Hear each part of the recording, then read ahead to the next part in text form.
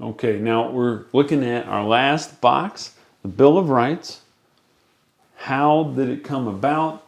What was the reason for it? Remember, we're going to look at specific amendments, the specific freedoms that are protected by the Bill of Rights. We're going to do that in the sections on government. So that's going to be in a different video later on in the course. Now we're just going to look at the reasons that it came about, when it came about, how it came about. So the Bill of Rights, what is it? First, 10 amendments.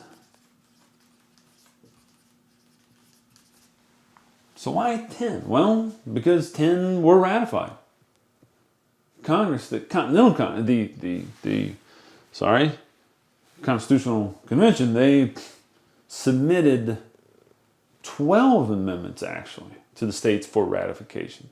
12 amendments.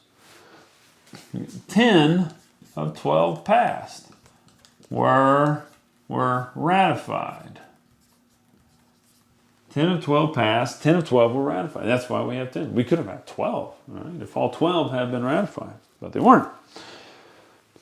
When were they written? When were they ratified? All right, they were written. They were they were passed. Let's stick with that. They were passed by Congress, 1789. Passed in 1789. Well, I guess it was Congress. It was the Constitutional Convention that wrote the Constitution. Constitution goes into effect, and then it's Congress. Anyway, you're not going to get asked that technicality if it's Constitutional Convention or Congress, right? They were passed, the Bill of Rights, they were passed in 1789. Remember, the Constitution was passed, was signed in 1787. It came into effect, I don't think I wrote that, 1788.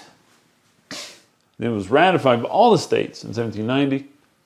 It was passed by Congress in 1789. It was ratified, or they were ratified, supposed to be ratified in 1791. So it was right after, it wasn't at the same time as the Constitution. The Constitution was written, was passed, was ratified, and then the Bill of Rights. As a group, though, it was all 10, could have been 12, but it was all 10 were passed and were sent out for ratification, but only 10 met all the requirements for ratification. Right? Why did they exist? Well, let's think about our struggles over here, all of our balancing of power, and the anti-federalist focus on individual rights. That's not to say Federalists didn't also care about individual rights. They did care about individual rights. They just wanted the Constitution to pass, and the anti-federalists did not want the Constitution to pass. So a lot of people cared about individual rights. And that's why we have the Bill of Rights, because enough representatives, enough delegates thought that the Constitution as written did not do enough to protect individual rights.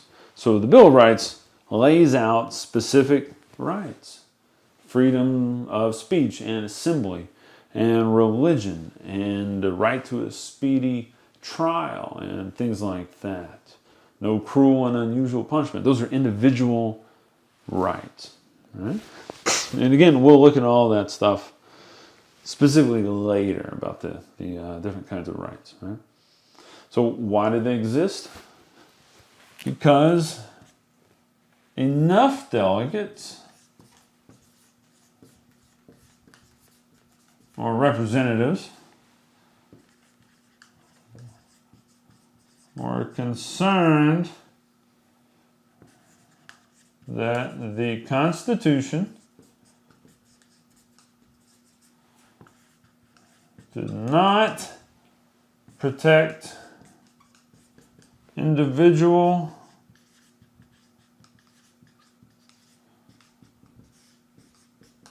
rights well enough.